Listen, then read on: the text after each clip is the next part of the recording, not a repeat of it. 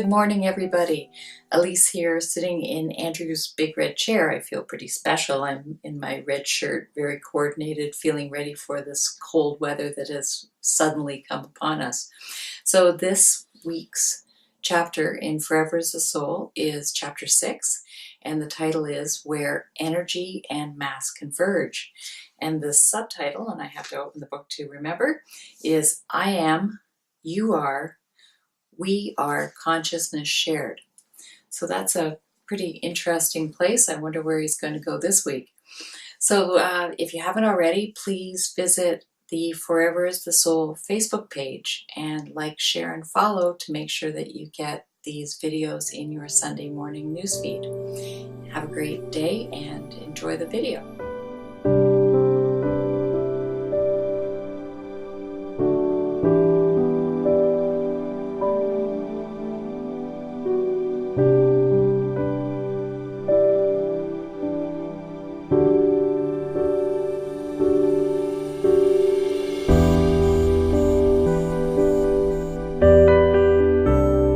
Happy Sunday. Although I'm aware that some people aren't watching this Sunday, so I'll say happy whatever day of the week you're on. I see that through the posts and through the likes, etc., that we're receiving, that people are watching these at various times of the week. But I do them for Sunday, so I'm going to say happy Sunday. Chapter 6. Where are we? Chapter 6. Let me think. Where energy and mass converge. Where energy and mass converge. Where in the world does energy and mass converge? Well, from the perspective of the story that I told, which is autobiographical in some ways, because I do believe that where energy and mass converge is on a conscious level. As I have said in other videos, I think that there's a lot of physiological interactivity that's going on in our brains and body that produce one level of consciousness, which I would see as kind of a physical or mass orientation as to what is consciousness. And as people know, in the way in which I communicate, I see that as sort of the egocentricity, which is utilizing algorithms, past experiences, in order to produce that level of consciousness. Where energy converges, where, again, it's all the same place. It's mass and energy converging on a conscious level. And that's where the deliberation comes in, I think, in some ways. And what I mean by deliberation, I think that I'll speak from my perspective as it pertains to how I relate to the energy fields that I feel, in a sense, connected to. And even in the way in which I communicate, I don't think much about what I'm going to say, and I certainly don't rehearse these things. I just let the energy kind of guide me. And I try to stay out of my own egocentricities in order to convey what I feel is coming at me from the energy field. And when I say energy field, it's a representation to me of another part of my consciousness. It's the more spiritual part, which I recognize, or I believe, is more in tune with big picture stuff than I am individually. I'm just a little human being with an ego trying to figure out how to navigate through what appears to be a very changing time, even rocky in some ways. So when I look at shared consciousness, when I look at what do I feel when I say I share my consciousness, in other videos I say that I'm just a small aspect of the totality of what it is I am. The representation there is that beyond Andrew and all the psychological bibble babble, there's another consciousness, and that to me is the energy field that sort of brings us into coherence, or a sense of aspired unification, I'll say. I think that we all internally sense that there's something more to what it is than being human, more to being human than just what we are in the immediacy of I need this, I need that, I need this, I need that. There's something bigger out there, and I think it's becoming louder as you know, we look at things like political systems or religions and all kinds of things that are sort of wobbling. It's almost an evolution to me that is going on outside of us, that is triggering within us a desire to kind of reflect on and assimilate into something within us that's a little bit less reactive than our own egos. And I think in other videos I've talked about passivity, just learning to pacify, which to me opens up the heart. Pacify self, meaning all self-concerns, all the little petty concerns that are often reiterations. It's the same stuff over and over and over. So when I think about where energy and mass converge as it pertains to chapter 6, the story is about convergence. It starts with death and what happens to the soul as it evolves through an assimilation that takes it out of just its ego's perception of reality as it pertained to the life that he lived, into an assimilation where he begins to understand the life that he lived and why he lived the life that he lived and the circumstances and so on and so on. He even begins to understand that who he was before he was born, which then feeds on with the rest of the story. So by chapter 6, we're starting to move out of just sort of the ego of the man that died and moving more to his comprehension of assimilation and a perspective of totality. So the subtext in chapter 6, staying with the title for a second, where energy and mass converge, the subtext is I am, you are, we are consciousness shared. Now that's a very esoteric thought, and it's almost as though you have to kind of take your own ego and your own beliefs and your own associations and all these various different things that do create within you your unique perspective of who and what you are, and kind of set it aside and recognize.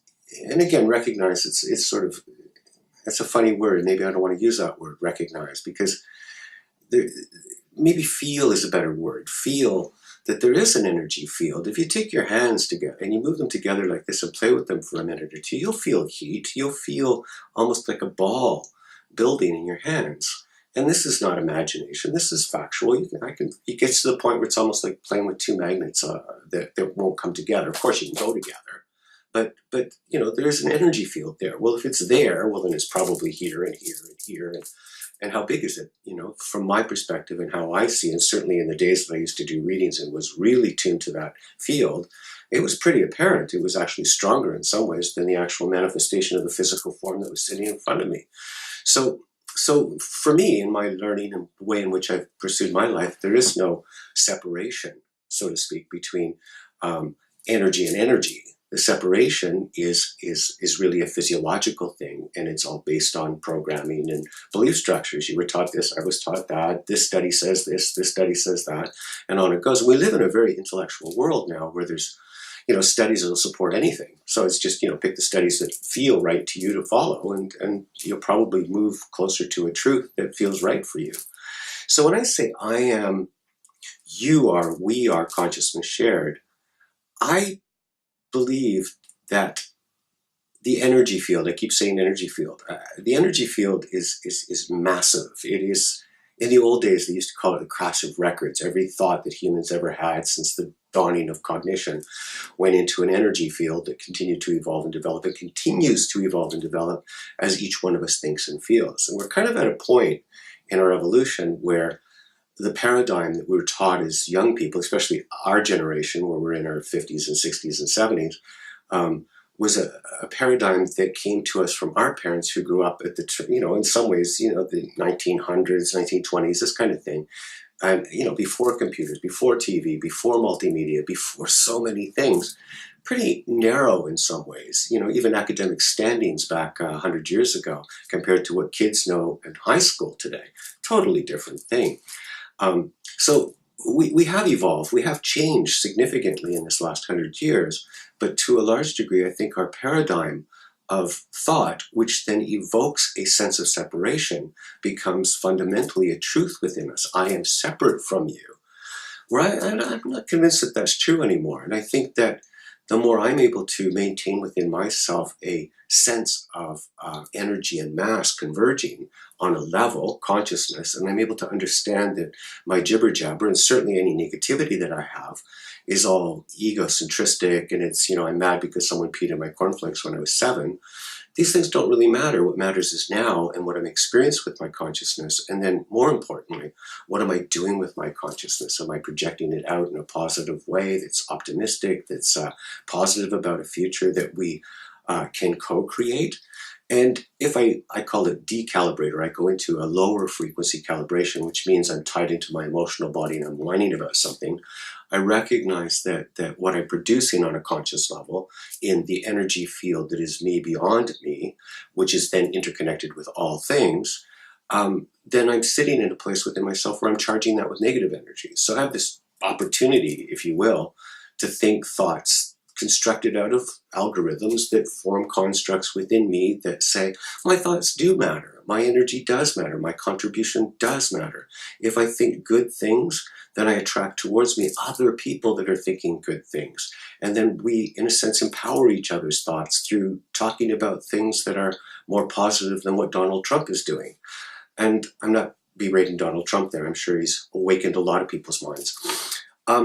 So, when I think about I am, you are, we are consciousness shared, I can't negate the feeling that I have inside me that kind of articulates through me the thought that we're all in this together, and whatever's going on this planet right now is it requires love, and it requires love from within. It requires a consciousness that's able to look into self and go, yeah, okay, this might have sucked, and there's been lots of bumps and bruises along the way, and life isn't exactly the script I wanted to live by based on the script I was given, but I am here, I am well, I am cognitive, I am thinking, and I'm choosing to rise up out of the expectation as to what is life, tune into something that perhaps is there to guide you into a different oscillation, we'll say, of conscious energy.